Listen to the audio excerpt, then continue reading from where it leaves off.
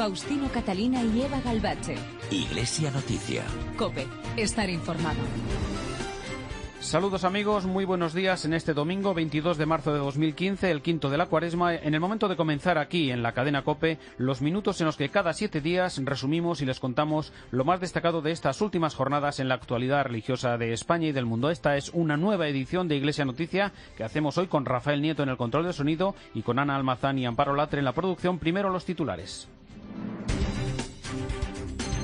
El Papa Francisco realizó ayer sábado una visita pastoral a Pompeya y Nápoles. Mantuvo encuentros con enfermos, presos y jóvenes y veneró junto al clero y los religiosos las reliquias de San Genaro en la catedral. La frase de Santa Teresa de Jesús, Señor, ¿qué mandáis hacer de mí?, es el lema elegido para la celebración este año del Día del Seminario. Por cuarto año consecutivo aumenta en España el número de seminaristas. El cardenal Ricardo Blázquez, presidente de la Conferencia Episcopal, denuncia la creciente persecución de los cristianos en el mundo. El martes falleció el obispo emérito de Málaga, Monseñor Antonio Dorado. Los obispos de la Comisión de Enseñanza animan a los padres cristianos a que inscriban a sus hijos en clase de religión en el próximo curso escolar. La reina Sofía presidirá mañana la inauguración oficial de la exposición de las edades del hombre Teresa de Jesús, maestra de oración en Ávila y Alba de Tormes. El próximo sábado, día 28, se cumplen los 500 años de su nacimiento. El lema Hay mucha vida en cada vida preside este año la celebración de la Jornada por la Vida. Faustino Catalina y Eva Galbache. Iglesia Noticia. COPE. Estar informado. Y comenzamos el programa de hoy con noticias de ayer mismo, de ayer sábado, porque el Papa Francisco vivió una intensa jornada en su visita apostólica a Pompeya y Nápoles. Allí mantuvo encuentros con la gente de la periferia de Nápoles, con enfermos, con presos y jóvenes, además de venerar las reliquias de San Genaro en la catedral. Vamos a conocer cómo transcurrió la jornada con la crónica de la enviada especial y corresponsal de la cadena COPE en Roma, Paloma García Ovejero. Buenos días. Buenos días. Ha sido un sábado largo e intenso, que empezaba a las 7 de la mañana con el helicóptero despegando del Vaticano y aterrizando en Pompeya. El Papa lo primero que hizo fue confiar este viaje a la Virgen. Después, en Nápoles, directo al barrio más peligroso de la ciudad, al barrio que sale en las novelas de Saviano, en la serie de Gomorra. Allí dijo de todo, pero primero empezó por el trabajo. Dobbiamo riprendere la lotta per la nostra dignità. Debemos retomar la lucha por nuestra dignidad, que es la lucha por volver a tener la posibilidad de llevar el pan a casa. Esta es nuestra lucha. La posibilidad de portare il pane a casa. Questa è la lotta nostra. Ninguno de nosotros tiene morada fija en esta tierra, decía el Papa. Todos tenemos que irnos antes o después. Los inmigrantes no son ciudadanos de segunda. Si noi le chiudiamo la porta ai migranti. Si cerramos la puerta a los inmigrantes y quitamos el trabajo y la dignidad a la gente, ¿cómo se llama esto? Se llama corrupción. Si llama corruzione. Y todos nosotros tenemos la posibilidad de ser corruptos. Noi abbiamo la posibilità di essere corrotti. Este grito contra la corrupción sonaría una y otra vez. También dijo el Papa, una sociedad corrupta apesta. Y después, en la misa que celebró en pleno centro de Nápoles, en la plaza del Plebiscito, durante la homilía, habló directamente a los de la camorra. No dijo su nombre, pero se le entendía. Queridos napolitanos, no cedáis a las lisonjas de fáciles ganancias o créditos deshonestos. Esto es pan para hoy y hambre para mañana. No te puede traer nada. Resistid con firmeza a las organizaciones que explotan y corrompen a los jóvenes, a los pobres y a los débiles, con el cínico comercio de la droga y otros crímenes.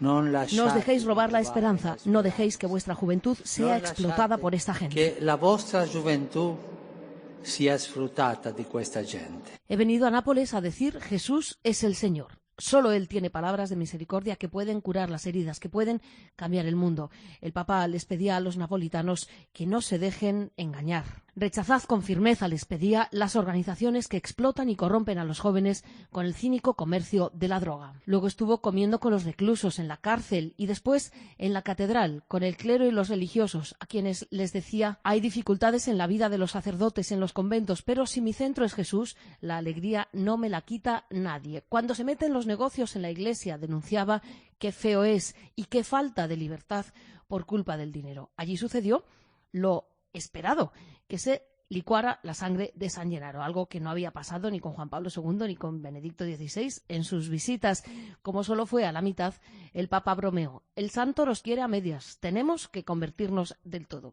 Y allí recomendó, pidió que todos hagamos las obras de misericordia. Las 14 obras de misericordia, decía el Papa, no son cosa de viejas. Y antes de irse de Nápoles advirtió, la familia está en crisis y no es fácil darle una respuesta. Hacen falta oraciones y testimonio. Volveremos más tarde a Roma para contarles otras noticias de estos últimos días, pero recordamos ahora que en este domingo, cercano a la fiesta de San José, numerosas diócesis españolas celebran el Día del Seminario, en esta ocasión con el lema Señor, ¿qué mandáis hacer de mí? Cita de Santa Teresa de Ávila. Es una jornada para pedir por las vocaciones sacerdotales y recordar la importancia de los valores que se transmiten en la familia y el buen ejemplo de otros sacerdotes para el nacimiento de nuevas vocaciones. El arzobispo de Urgel, Joan Enric Vives, actual presidente de la Comisión Episcopal de Seminarios y Universidades, estuvo esta semana en El Espejo.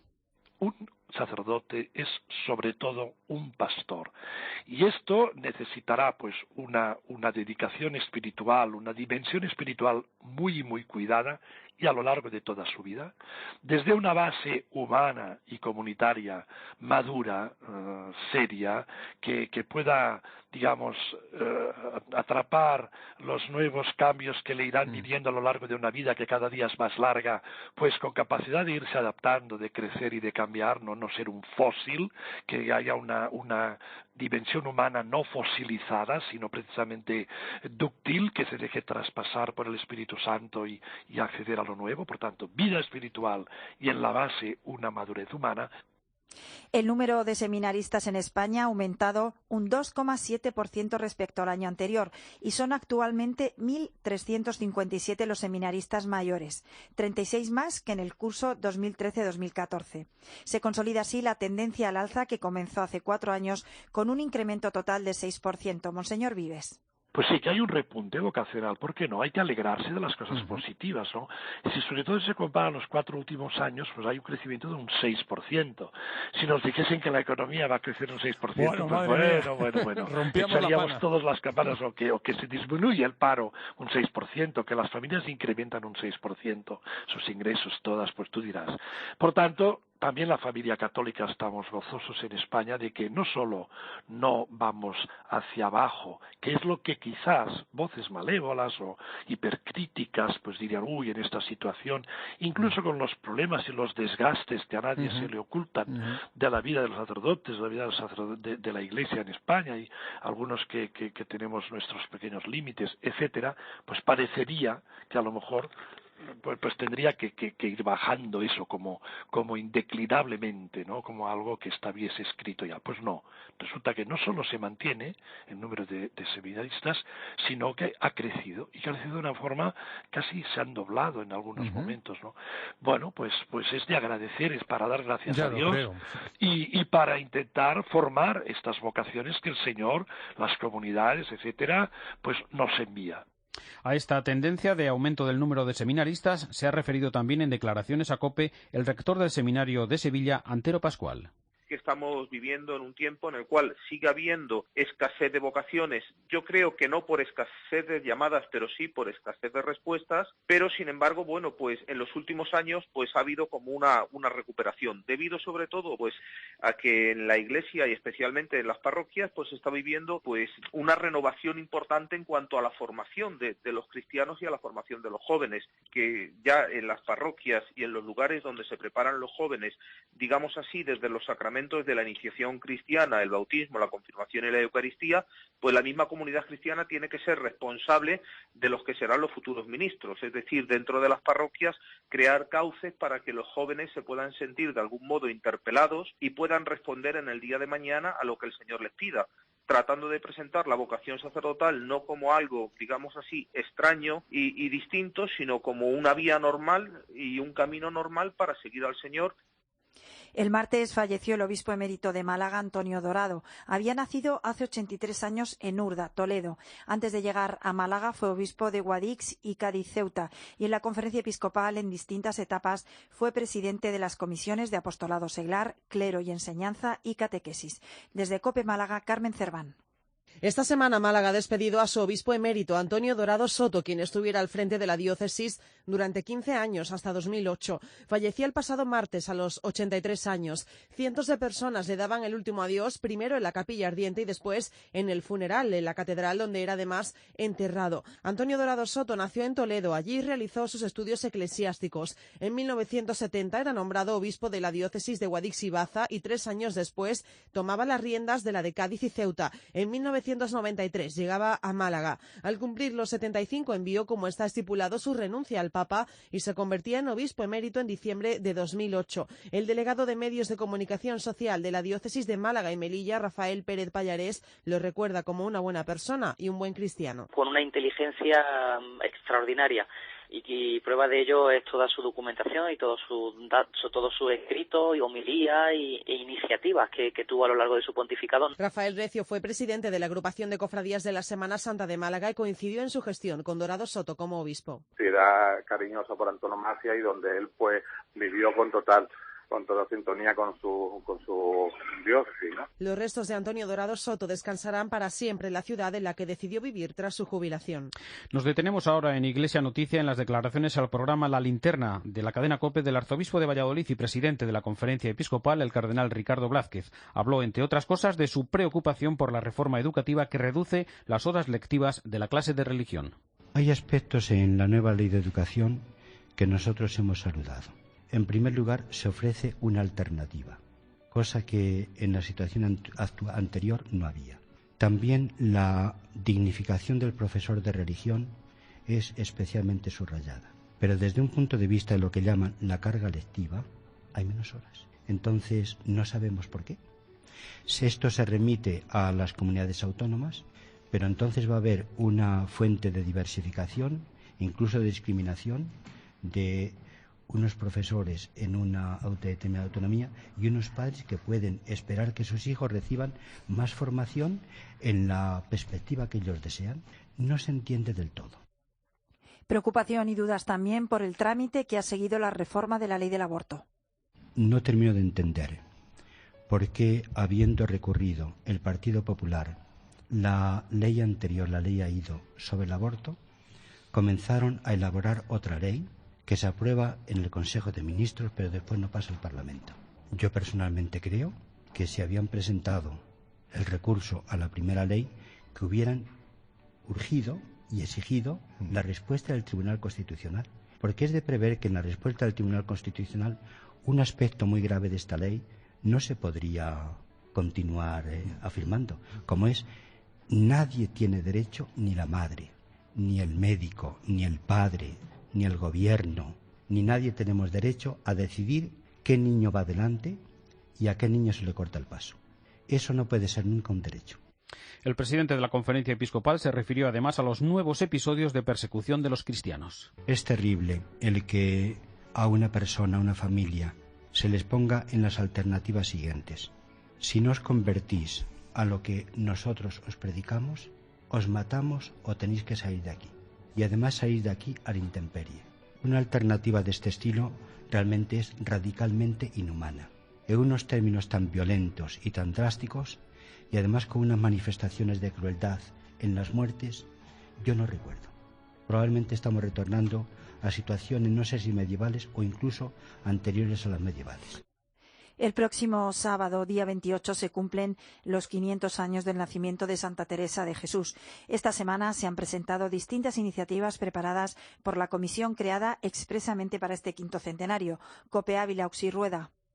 Ya está todo casi listo para el gran día. La diócesis de Ávila y la Orden del Carmelo ultiman los preparativos para celebrar el próximo sábado 28 de marzo el nacimiento de Santa Teresa de Jesús. Los actos principales serán 2 Eucaristías presididas por el obispo Jesús García Burillo. La primera en la casa natal de Teresa, el convento de la Santa, un templo con un aforo limitado, por lo que se habilitarán 2 grandes pantallas en el interior de la iglesia y otra exterior para las personas que no puedan acceder, como ha explicado el prior del convento, el padre David Jiménez. Estamos en torno a unos 350 personas sentadas cómodamente, no así apretados, ¿no? Lo cual se va a ver ayudado por la colocación de 2 pantallas en el interior del templo para que todo el mundo pueda seguir la celebración con la mayor dignidad. y también con una gran pantalla que se va a colocar en la plaza donde se van a colocar sillas para poder seguir también seguir la celebración. La segunda Eucaristía a las 12:30 en la Catedral del Salvador, un templo con más aforo, y una misa en la que va a actuar el coro y la orquesta del quinto centenario y que también estará presidida por el obispo diocesano. Protagonista también la reliquia del bastón de Teresa, que regresa a Ávila de su peregrinación mundial. Este bastón, recibido recientemente por el Santo Padre, recorrerá a lo largo del día los principales lugares teresianos, desde el convento de la Encarnación hasta el de San José, para volver por la noche a su lugar de origen, el convento de la Santa. A lo largo de toda la semana, Diócesis y Carmelo han organizado un buen número de actividades para llegar al día del centenario, desde conferencias hasta concierto, oración o la vigilia que presidirá el prepósito general de los carmelitas, el padre Saverio Canistrá. Destaca también la actividad Felicidades Teresa, en la que se creará un gran mosaico con los selfies de felicitación que están llegando de todas las partes del mundo. Recordamos que la reina Sofía presidirá mañana lunes en Ávila y Alba de Tormes la inauguración oficial de la exposición de las edades del hombre Teresa de Jesús, maestra de oración. Y en estas fechas en que se realiza en los centros escolares la matrícula para el próximo curso, los obispos de la Comisión de Enseñanza animan a los padres cristianos a que inscriban a sus hijos en clase de religión. El curso pasado, el 63,5% de los alumnos solicitaron esta enseñanza. En su comunicado, los obispos lamentan que la LOMCE no garantice la oferta obligatoria y de forma suficiente y adecuada de esta asignatura en el bachillerato. Recuerdan que son los padres quienes tienen derecho a educar a sus hijos según sus convicciones religiosas y no el Estado, y confían en que las administraciones favorezcan esa posibilidad de elección sin intentar imponer determinadas concepciones religiosas o morales. Faustino Catalina y Eva Galbache. Iglesia Noticia. COPE. Estar informado.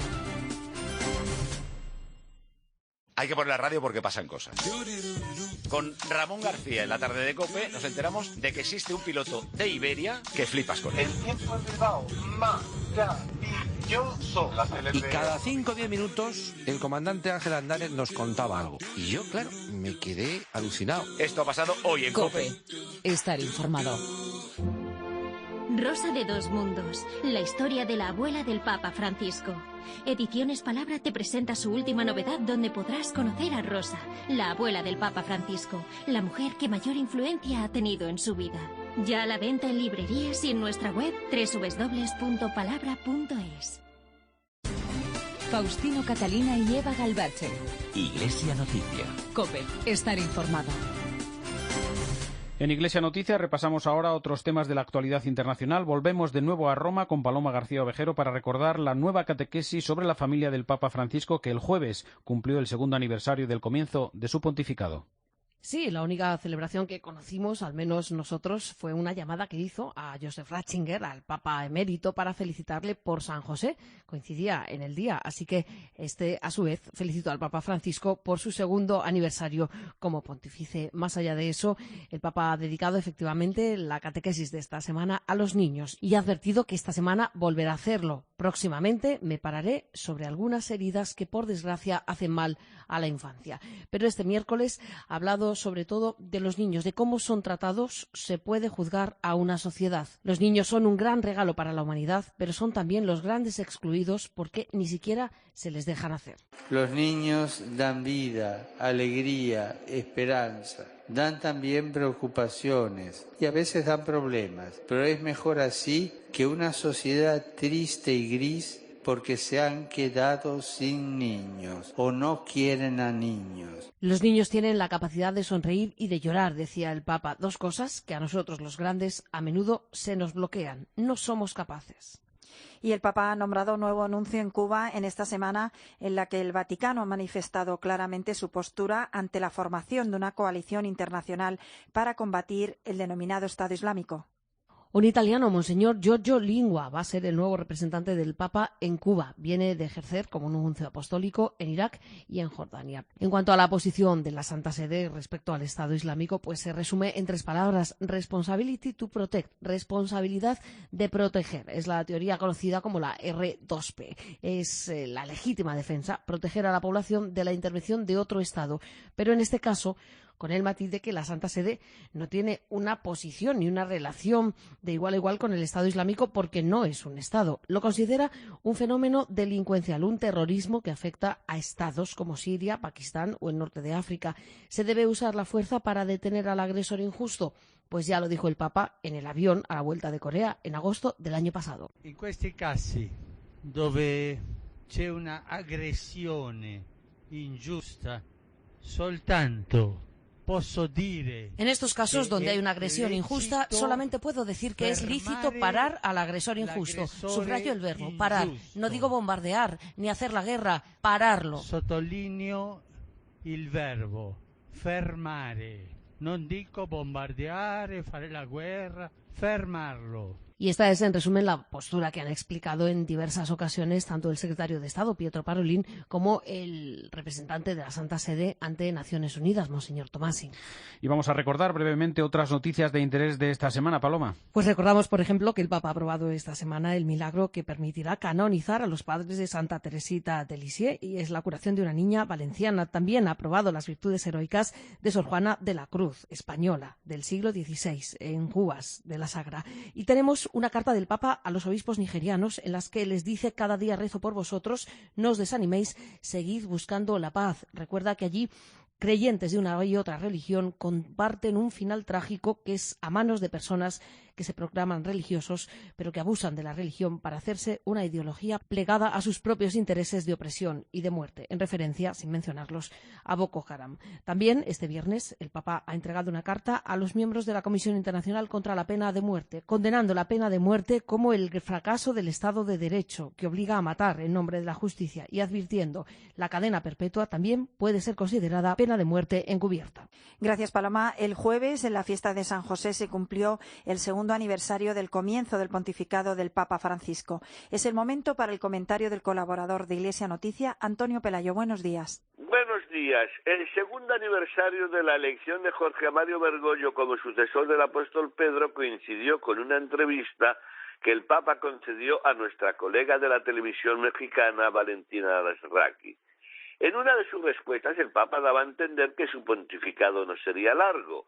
No lo afirmaba taxativamente, hablaba más bien de una impresión suya y añadía: es como cuando uno juega, piensa que puede perder y si gana su alegría es mayor.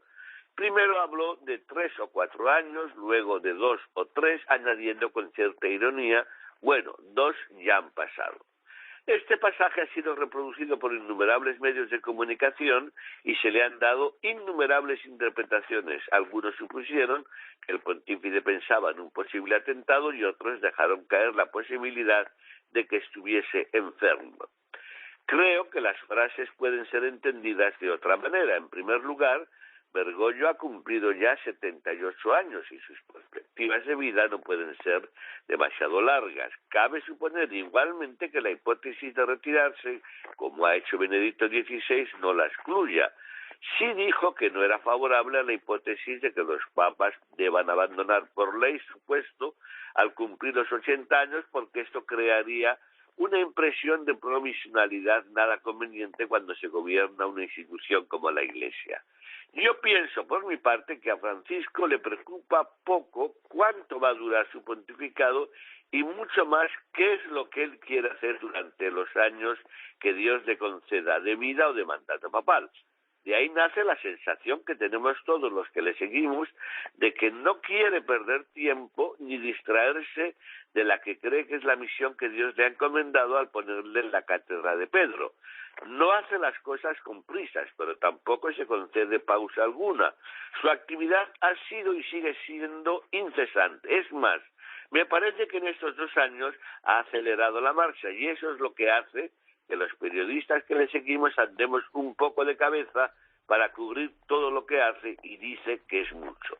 Desde Roma les ha hablado Antonio Pelayo. Gracias, Antonio. Cerramos hoy la actualidad en el Vaticano con el comentario de Paloma Gómez Borrero. Ayer, Monseñor Corrado Guellisque, el limosnero del Papa, entregó 500 kilos de víveres de primera necesidad para distribuirlos entre los más necesitados de la parroquia de Torre la Mónaca, en el cinturón pobre de Roma. Don Conrado, como le llaman los mendigos, que viven bajo los soportales de la Vía de la Conciliazione y en los alrededores de la Plaza de San Pedro, es el buen samaritano en quien Papa Francisco delega para llevar a cabo sus obras de caridad.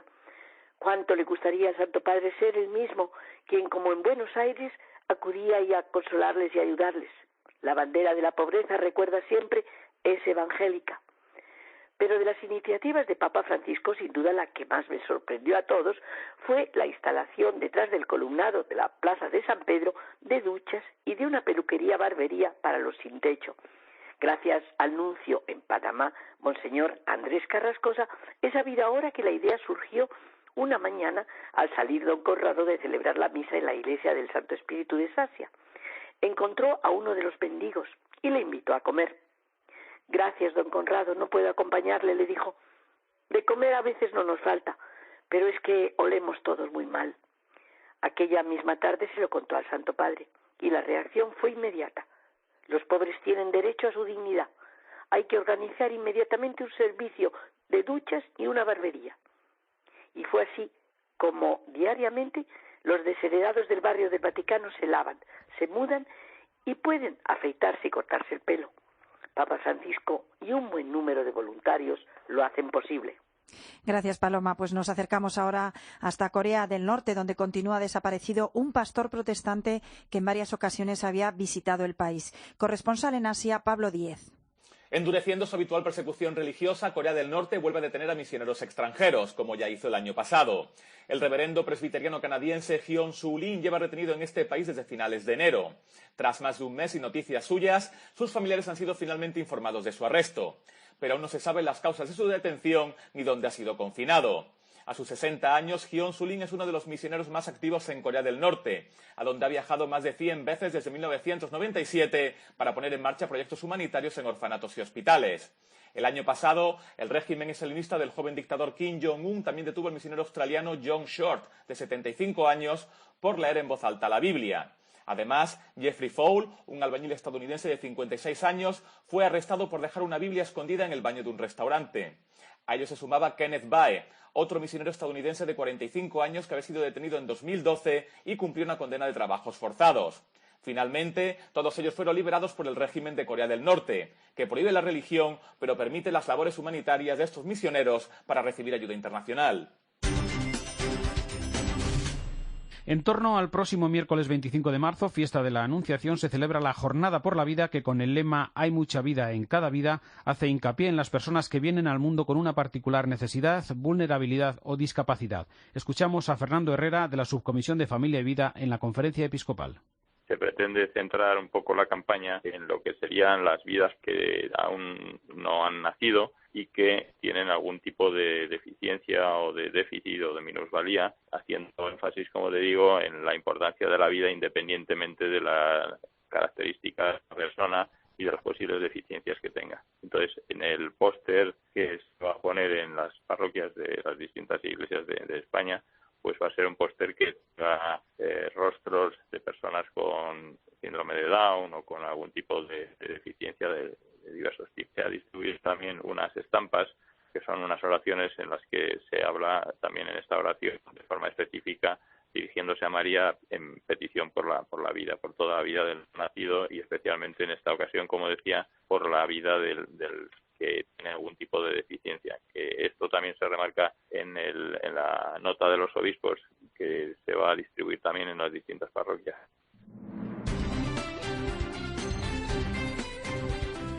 No hay tiempo para más. Hasta aquí los minutos de Iglesia Noticia en este domingo 22 de marzo de 2015, el quinto de la Cuaresma. Volveremos dentro de 7 días, será ya el Domingo de Ramos. Les dejamos ahora aquí en la sintonía de la cadena COPE con la última hora de la actualidad en España y el mundo. Después con la Santa Misa, el saludo de Eva Galbache y de Faustino Catalina. Que pasen una feliz semana.